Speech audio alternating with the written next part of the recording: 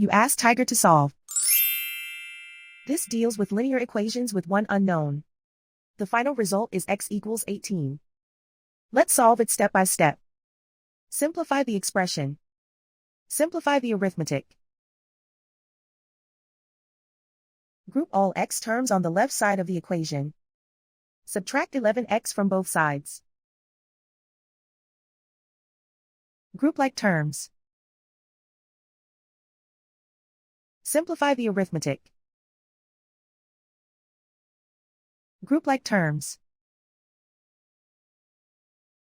Simplify the arithmetic. Group all constants on the right side of the equation. Subtract 96 from both sides. Simplify the arithmetic.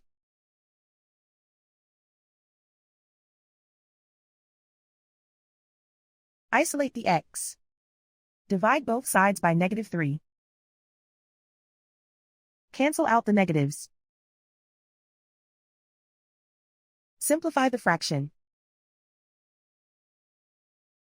Cancel out the negatives. Find the greatest common factor of the numerator and denominator. Factor out and cancel the greatest common factor. And so the final result is x equals 18.